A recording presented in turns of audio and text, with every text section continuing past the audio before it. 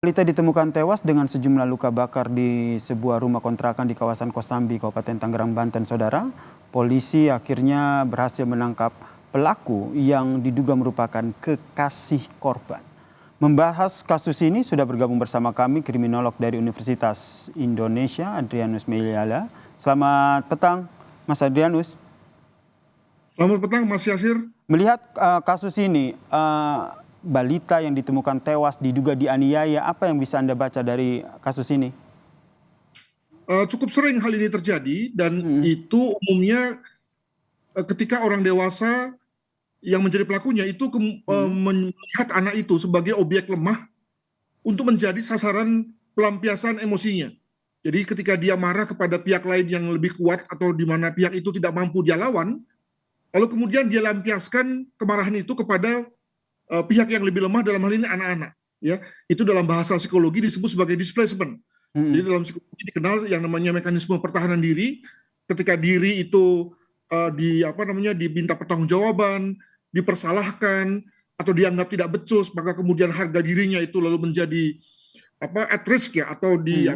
diganggu begitu, maka kemudian dia mempertahankannya dengan cara membela, dengan cara mencari kilah, mencari pembenaran, dan juga ada yang kemudian mencari subjek yang lebih lemah dalam hal ini displacement. Nah, maka dalam hal ini anak-anak misalnya sering menjadi sasaran ketika orang tua ditegur bosnya di kantor dan dia nggak berani melawan, maka kemudian dia pukul anaknya. Hmm. Atau istri ketika dimarahi suami nggak berani melawan, lalu dia pukul anaknya dan seterusnya. Hmm. Anak-anak dalam hal ini seringkali menjadi korban dalam hal itu. Begitu. Berarti Anda melihat, meskipun kita masih menunggu ya keterangan resmi dari polisi terkait dengan apa sebenarnya motif dari tindakan keji si pelaku, namun Anda membaca ini karena ada motif sakit hati ataupun cekcok antara pelaku dengan ibu korban. Ya, ya, jadi mungkin pada hari-hari sebelumnya antara ibu dan sang pelaku itu ada cekcok, lalu kemudian sakit hati, maka kemudian lalu dia bawa anaknya ke kontrakannya. Nah, ini menarik nih. Hmm. Masih pacaran tapi kemudian sang anak sudah lengket pada sang pria. Jangan kata lain, sudah percaya pula si ibu, atau mungkin juga si ibu tidak tahu bahwa anaknya diajak ke kontrakan sang pelaku. Lalu kemudian mungkin juga karena ditambah lagi dengan sang anak yang sudah berumur 4 tahun sedang Hmm. lasak-lasaknya gitu ya, maka kemudian dia pukul anak itu, lalu kemudian dia bakar untuk menyembunyikan ya, atau mengalihkan alibi lah begitu ya. Hmm. Nah, menariknya adalah bahwa kebakaran itu tidak kemudian lalu menghanguskan ya. Mungkin sekali dalam hal ini pola pembakarannya buruk ya, sehingga kemudian lalu mati apinya ya, tidak kemudian membakar kontrakannya. Nah, maka ketahuanlah bahwa sebelum korban itu terbakar, maka sebelumnya sudah Hmm. mati duluan, ditandai dengan hasil visum, begitu. Hmm.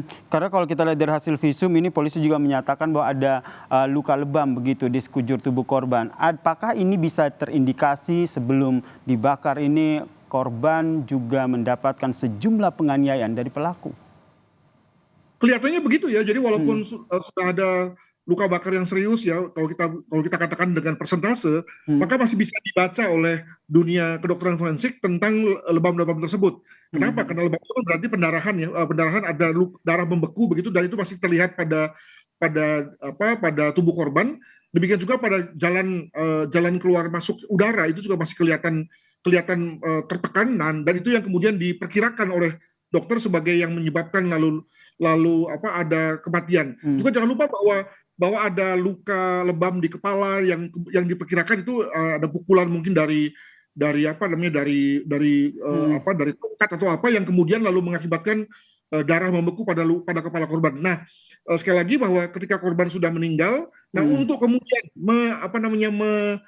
menyamarkan ya bahwa Hmm. korban sebetulnya bukan dibunuh, maka kemudian kos itu kemudian dibakar, tapi sekali lagi ternyata Oke. pembakaran tidak sempurna.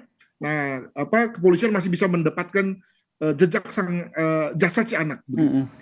Baik, Prof. Kemudian apa dari kacamata kriminolog sebenarnya apa yang akhirnya menjadi trigger begitu sehingga pelaku ini tega melakukan tindakan yang kita bisa katakan ini sangat keji begitu. Ada penganiayaan di situ, kemudian ada luka bakar yang ditemukan hingga akhirnya balitanya tewas.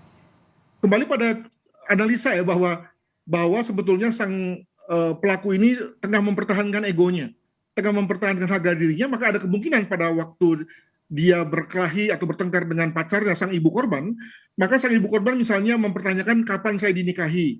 Kamu ini sudah sekian lama tapi nggak mau menikahi saya. Kamu sih gajinya kecil. Kamu sih hanya satpam. Ya begitu-begitu ya, yang lalu kemudian membuat sang pelaku ini tersinggung dan tadi ya apa semacam rasa luka batin begitu ya, dan karena tadi tidak berani melampiaskan kepada sang pacarnya, maka kemudian dia mencari subjek yang lebih lemah, anaknya yang sasaran. Jadi saya kira ini bukan pertengkaran biasa ya, tapi sudah mulai masuk kepada harga diri pada sang pria. Begitu.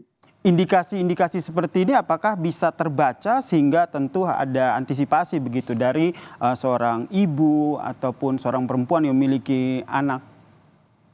Wah, saya kira itu amat privat ya dan amat personal itu ya. Hal yang bagi banyak orang atau beberapa orang dianggap biasa, tapi bagi yang bersangkutan dianggap sudah menusuk batin dan kemudian lalu hanya dengan melampiaskan secara setara yakni pembunuhan misalnya, itu kemudian dianggap cukup. Jadi saya kira ini susah untuk kemudian kita predik, apalagi kita jadikan sebagai alat ramal ya untuk memperkirakan kasus-kasus ke depan. Jadi apa yang harus diantisipasi? Karena kalau kita lihat bukan kasus yang pertama dan tentu dari diskusi kita ini harapannya ada hal yang bisa diambil begitu untuk tindakan preventifnya ke depan. Jadi tentu saja dengan satu asumsi bahwa perkiraan saya benar ya, maka bayangkan sang ibu ketika telah membuat pacarnya tersinggung, ya kelihatannya sang ibu ini juga kemudian nggak mengerti, nggak cukup sensitif bahwa telah menyinggung perasaan sang pacar, ya lalu kemudian masih juga menyerahkan anaknya kepada sang pacar. Ini kalau asumsi bahwa sang anak itu dengan sukarela diserahkan pada ibunya, oleh ibunya kepada sang pacar, atau mungkin juga sang anak itu diambil ya secara diam-diam oleh sang pacar. Tapi kalau misalnya anak itu diserahkan kepada sang pacar, walaupun sudah dibuat tersinggung oleh sang ibu, ini mengindikasikan bahwa sang ibu sendiri juga tidak cukup sensitif ini. Ya, jadi saya kira kepada semua orang mungkin lesson learn-nya atau pelajaran yang bisa diambil adalah bahwa ketika orang tersinggung, orang sakit hati itu lalu kemudian bisa macam-macam manifestasinya, mulai dari sekedar bahwa dia memendam, menyimpan, sampai kemudian dia melampiaskannya secara fatal dalam bentuk suatu tindakan kekerasan yang kita tidak duga, sebagaimana terjadi pada kasus ini. Begitu. Baik. Terima kasih Kriminolog Universitas Indonesia Adrianus Meliala telah berbagi perspektifnya terkait dengan kasus ini. Salam sehat, Prof.